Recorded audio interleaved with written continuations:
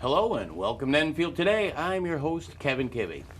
This is our second show, and we're really excited about what we're doing here. And like we talked about on the first show a little bit, we're going to have some fun things, some interesting things, and some important things. And that's what we're dealing with today. One of the most important issues that I can think of is the heroin addiction and substance abuse issues that's going on here in Enfield, but not just here in Enfield. It's going on everywhere. And we have a local group of folks who've put together an amazing organization. They're called CAAP. And what it stands for is Community Addiction Awareness Project. And these guys are our guests today. And I'd like to introduce the founder of CAAP, Sophia Molina Arell, her husband, Stephen Arell, and Alyssa Rivera. Yay! Sophie, I want to start with you though tonight. What made you start CAAP? How did it come to pass? Well, back last April, I had a friend who passed away from a heroin overdose, and it was actually fentanyl, and I don't know, it's just a really bad problem. And I have two young girls in school, and I'm an addict, and it runs in my family, so I just want to spread awareness that recovery is possible. So I just wanted to kind of get into schools and talk to young kids about addiction and what can happen and stuff. Yeah, and what I like, we spoke about this last time. What I like is what you guys are doing is not focusing, but kind of sort of on the younger folks, because that's where it seems to be happening the most. Yeah. Like I said before, I could sit and talk to people and tell a neat story, and people may, be a little bit, geez, I'm sorry for you and whatnot.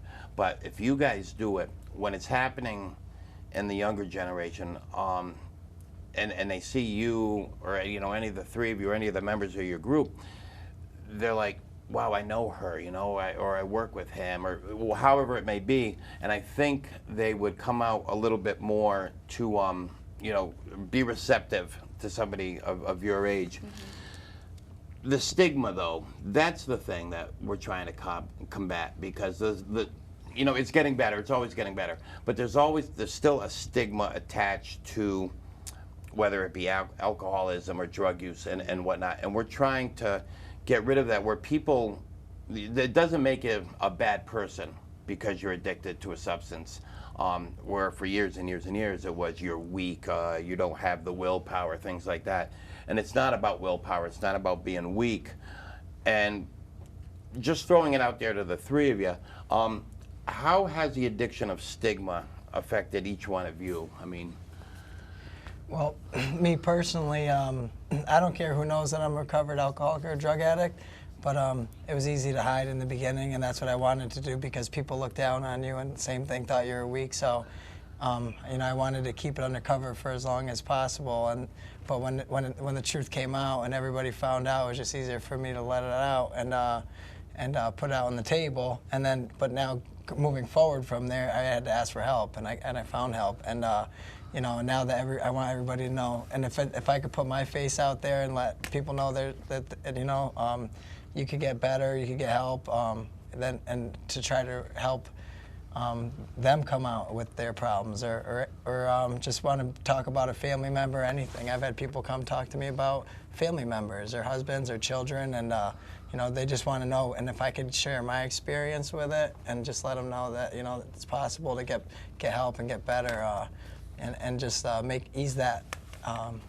break that wall down, to make them feel comfortable to want to talk, because some people don't want to say I'm a drug addict and alcoholic, and it makes you feel a little uncomfortable. But yeah, it's a scary thing to come out and say, hey world, guess what? Yeah. But you may need to, and the thing too though is that this it's so bad now, and may have been for a long time, but I can guarantee you almost everybody knows somebody. Whether it's you, whether it's somebody in your family, whether it's a distant cousin, something, whether it's a friend, I can almost guarantee you that everybody watching knows somebody that's dealing with it. And just following up with that first question, what prompted you, obviously, Sophia, but what prompted you to join CAAP? What made you say, this is a good idea, I want to be part of it? Well, obviously we're our own people, so we have our own recovery and our own, we get our own network of people that, you know, we deal with and that help us along our journey. But the thing is I've known a lot of people, and I've tried to help a lot of people that passed away, and they're getting closer to home. And like she said, we have 2 young kids, you know, so if I could go there, I'll share my story with anybody if I could help one person. So if I could go there and just spread some light on the situation and tell them how, you know, what I did and my journey and what happened, and if I could do that little bit, that's what makes it to me, you know, going into schools or wherever, you know. You could run into me out at the grocery store, and I have no problem stopping. It takes forever to get bread sometimes because I'll run into 10, 13 people and just trying to get some milk. So I absolutely believe that. That's funny. But, you know, when you say that little thing of just talking to somebody, man, that's not a little thing. And this stuff's real life because people are dying. You know, it's not just you go get help and hopefully you're better. You've heard for years at the end is institutions, jails, or death. And that's the truth. And what it is the death part is becoming more and more. And it's almost, and it's so sad, it's almost a daily thing that I'm, you know, seeing in the paper. I work up in Ware, Massachusetts, and I had a customer who lost her brother just, you know, about a month ago from the same thing, young 20s, you know, good kid. He never dabbled in anything like this before, and all of a sudden he was caught up in, it's just, it's bad, you know, and it affects people in a very real way. Well, how about you? I mean, the same question, you know, how has the stigma affected you? Well, the stigma originally, I kind of fell into that category of the people and the stigma against addiction. I came from a family that's filled with recovering addicts. I'm in a relationship with a recovering addict. I've been affected by where they fell down. I kind of fell down with them. Mm-hmm.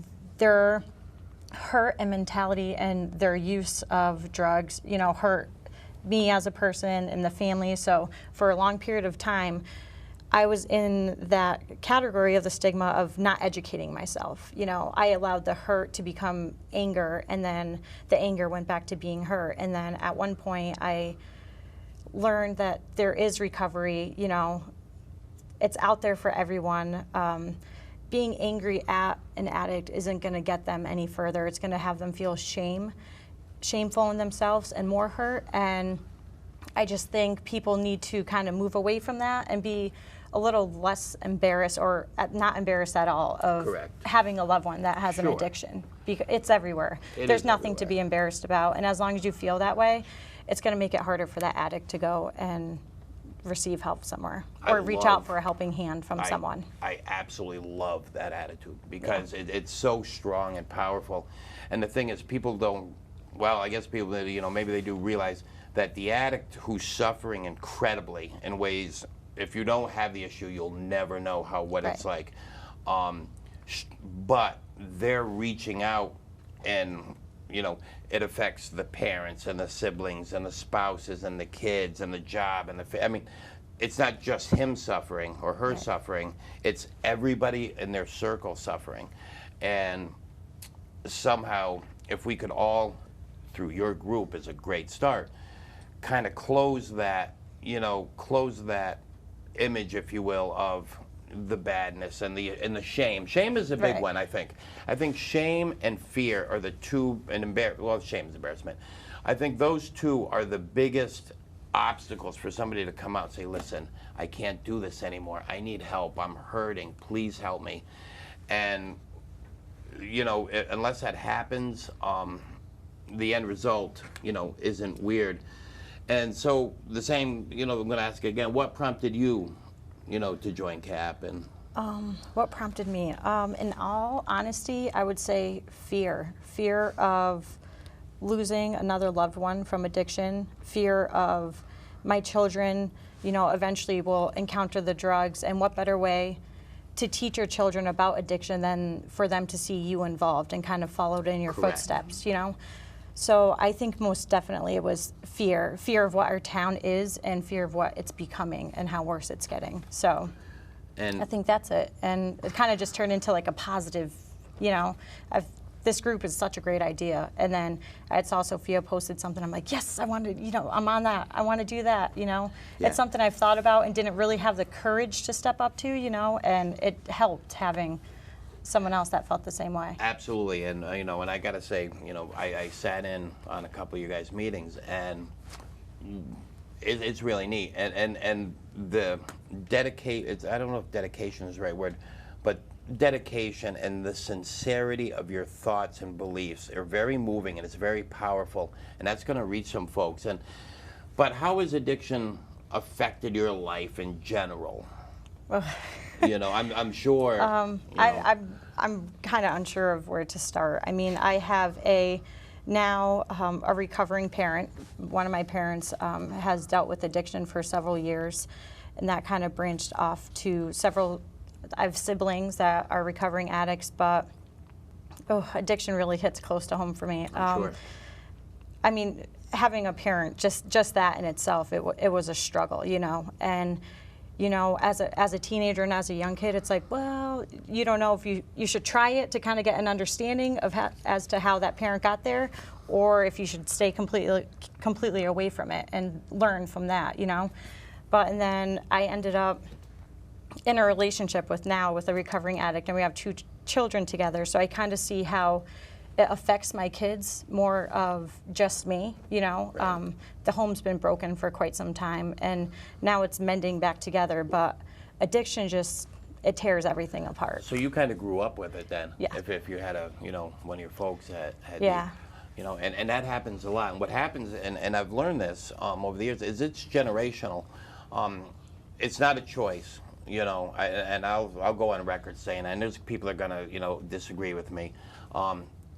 It's a disease in the sense that when when people start, whether it's casual drinking, which turns into you know, alcoholism, or whether it's the big one that I'm seeing a lot of are legit back issues, hip, you know, some kind of where pain is involved, where Vicodin or some other narcotic pain reliever is prescribed to the person, they become addicted to that, and then all of a sudden when the pills run out and the doctor says, no, you shouldn't have these anymore, now what? And then because heroin is so inexpensive and so easily accessible, it's cheaper than the prescriptions. So people go and they go in that direction, and it's just, you know, it's so bad on so many levels, and I don't even know where to begin. Real quick for you, how has addiction affected your life, young lady? Well, I'm an addict, so Right. it's affected my entire life. But you know, my mother is an alcoholic and a drug addict, and I saw a lot when I was growing up. So I didn't not try it because of what I saw. I just did it, and you know, it tore my family apart. It tore my kids apart, and you know, I couldn't keep a job. I just wasn't functionable at all, and for a long time until I reached out for help. It's scary. Yeah, You know, I really wanted to die, actually. And you did too, didn't you? Yeah. Like for real. I mean, and we say that, and you know, people say that in passing. Oh, I'm so tired, I could die, or whatever it may be. When somebody who's suffering says that, they mean it. I mean, the hurt and the pain is so much and so intense and so bad and so it just consumes you that you don't think level-headed. You don't think rationally, like, well, I've got kids, you know, I can't do that. You know, you're not thinking about any of that. You just want the pain to stop, and you know, you'll do whatever you need to do to make that pain stop. And I'm just glad you guys are here, because that proves that there's help and, you know, stuff like that. Couple questions are real quick. What kind of stuff has CAAP participated in so far? What have you guys done as a group in the community? Well, we first started off with Family Day. We were on the green for the day, kind of handing out flyers as to getting who we are and what our goals are and what we're doing throughout the town, kind of just spreading awareness, you know. And then we did Enfield High orientation and a Znuntuck orientation at the college, right? And we also had a candlelight vigil Sophia contacted another group, and they had a nationwide 52 different locations in Canada and the United States. We had some music. We had keynote speakers, family members who lost people, addicts speak, and we all lit candles at the same time. We had over 50 people, and it was a pretty quick organization type thing to where we plan on doing it again this year. And if we could get 53, that's one more than before. So that's a win, you know. Yeah, so we did that also. That was another thing we did. That's awesome, you know, and I'm just, it's so good what you guys are doing, and we're gonna, you know, we're gonna continue this, but we're gonna take a really short break right now for a public service announcement.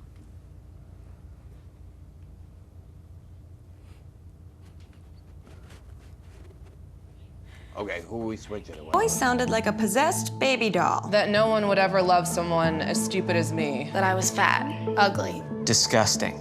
The effect of bullying is potent. We will no longer be the silent majority. Now, when you see online bullying, there's something you can do about it. We're gonna take action with the I. I am a witness. I am a witness. I am a witness. I am a witness. I am a witness, and so are you.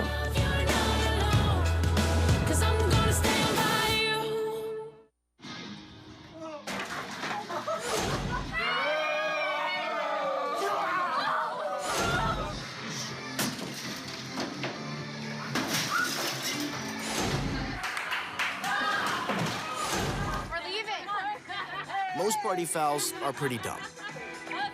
But if you decide to drink and drive underage, you could lose your license and your freedom. Underage drinking and driving. The ultimate party foul.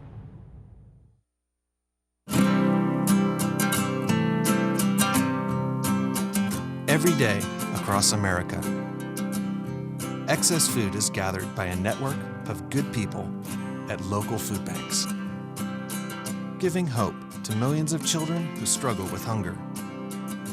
They've earned their wings, and you can too. Together, we can solve child hunger. Support Feeding America and your local food bank at feedingamerica.org. We taught him how to hit a baseball,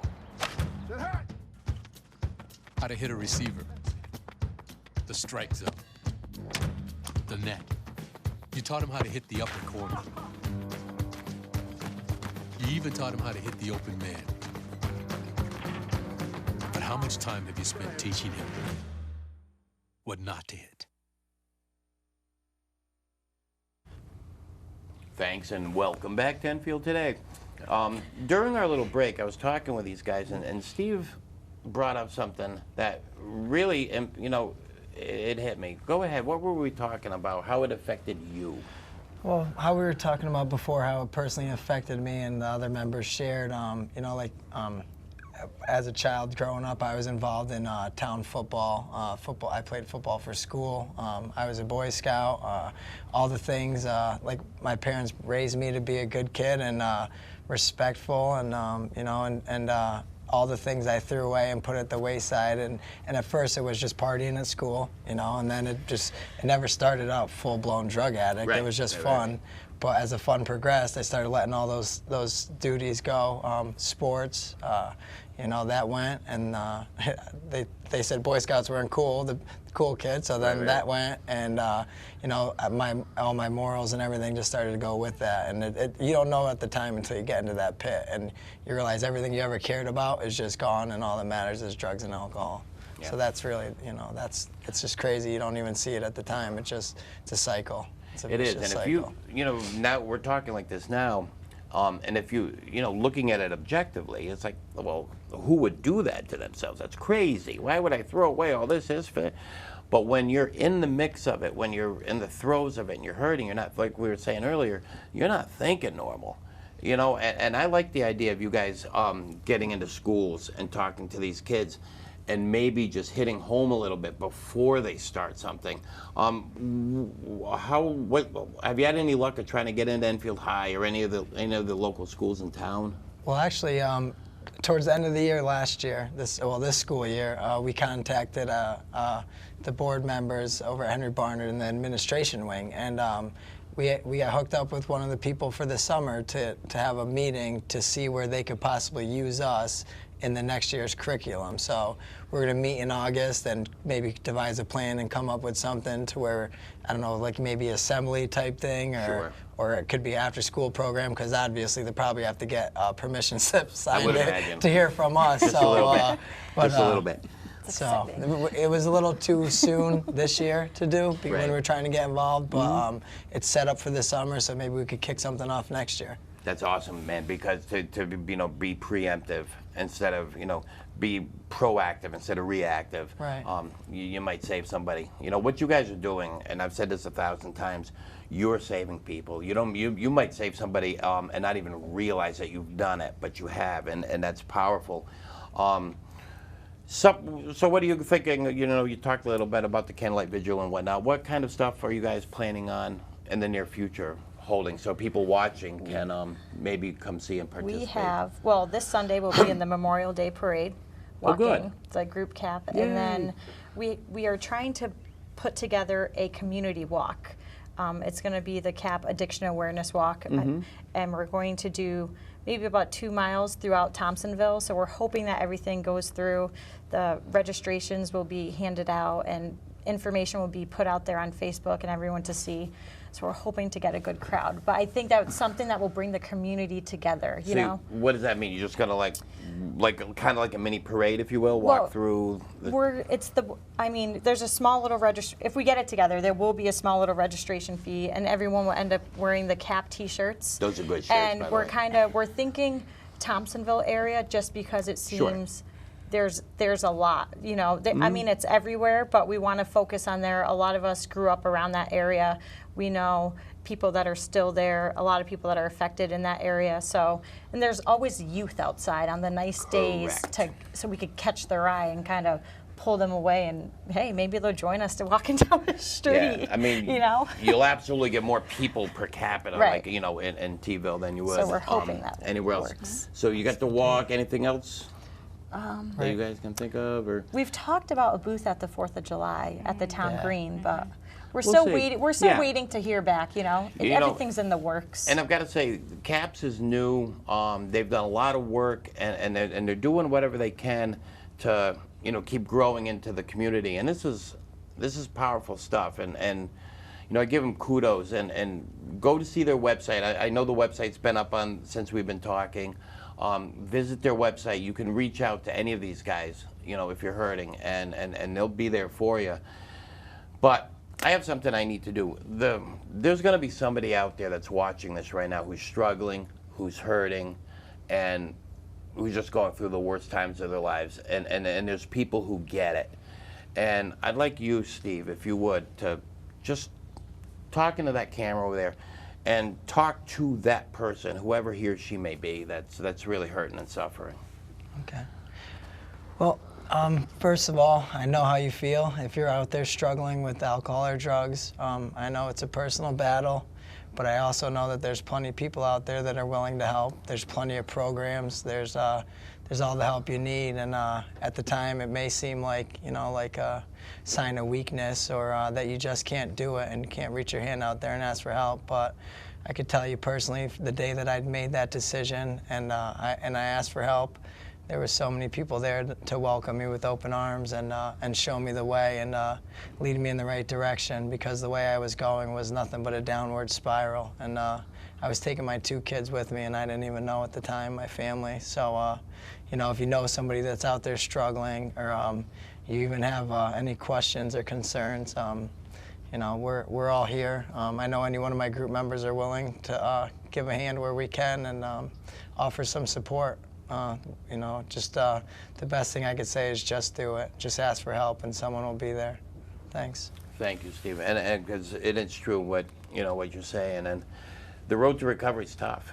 There's a lot of work. There's a lot of hard work, but the rewards are incredible, because what most people go through life, I don't want to say they're taking advantage.